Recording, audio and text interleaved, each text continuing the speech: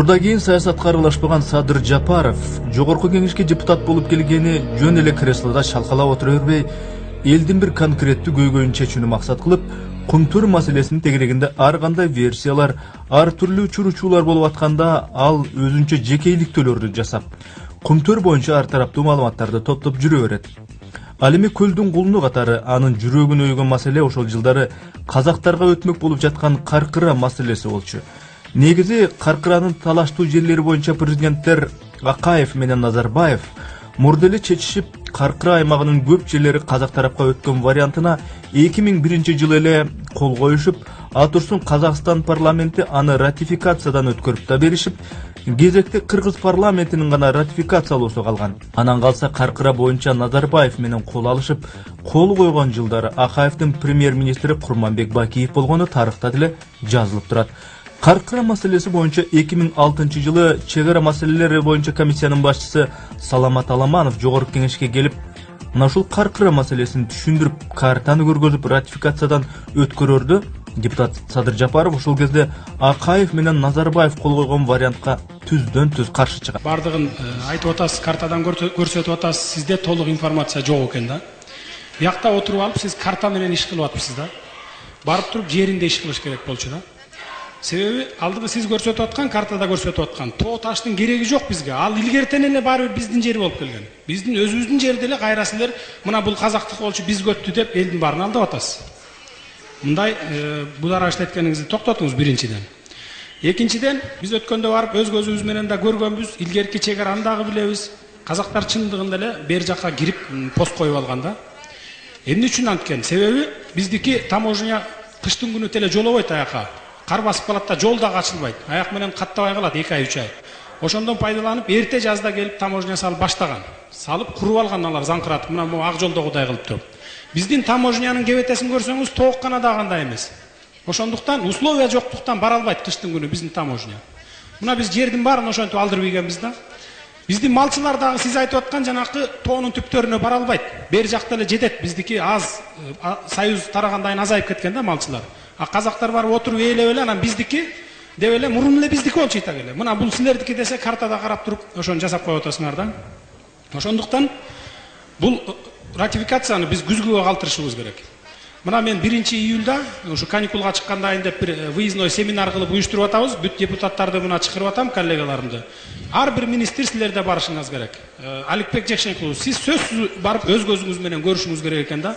Ошондон кийин гана муну ушул ратификацияны күзүндө алып келип анан добушка коелук да.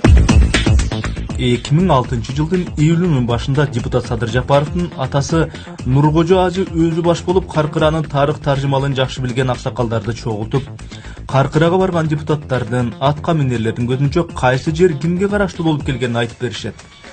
Түптүк 80 жаштагы санжырачы Савкозбек Түлөбердиев депутаттарга мына буларды айткан.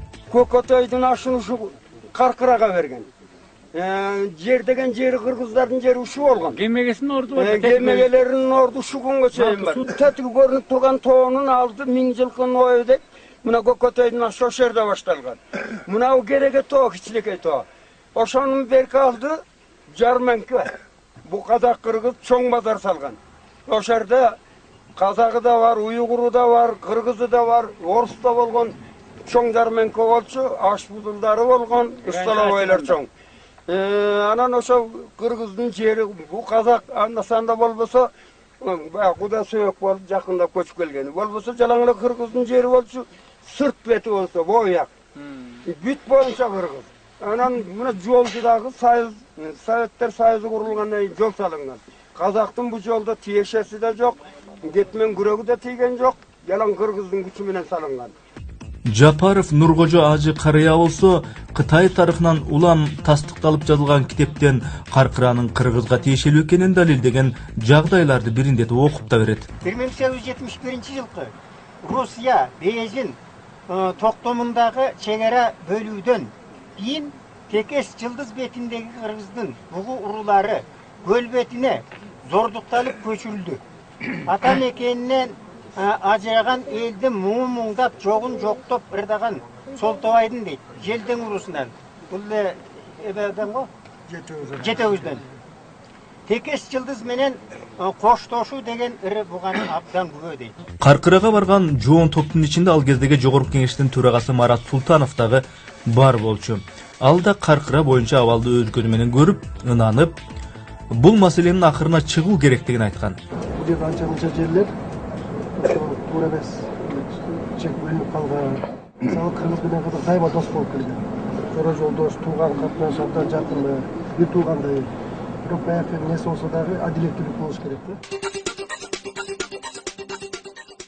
Ошентип Каркыра маселесинде депутат Садыр Жапаров өз позициясында катуу турат. Ал эми 2007-жылы президент Курманбек Бакиев парламентти таратып жиберет. Андан кийинки парламенттик шайлоодо жогорку кеңешке Ак Жол, коммунисттер, КСДП партиялары келип, мына ошолордун тышында парламент мурда Садыр Жапаров көчөрүп ратификацияланбай келген Каркыра боюнча документти казактардын пайдасына мына ошолор мыйзамдаштырып берет.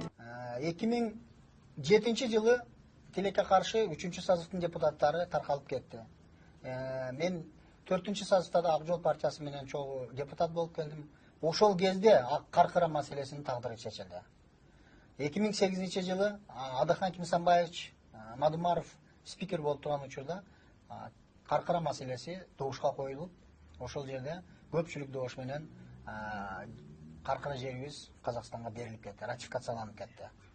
2008-жылы 4-сазыктын депутаттарынын арасында 10дон ашык социал-демократтардан, Ак Жол партиясынан, кала берсе коммунисттерден ысыкөлдүк депутаттар бар болчу. Бирок ошолордун көпчүлүгү Каркыра маселесини ратификациялоого өз добуштарын, өз салымдарын кошту. Каркыра маселеси боюнча маалында Садыр Жапаровдун кандай позицияда турганы боюнча кеп ушундай. Дегеле депутат болуп эмнени кыйратты деген каралоолор соңку кезде күч алып, Садыр Жапаров эзели элди ойлогон немедей кылып көрсөтүп катуулоодо.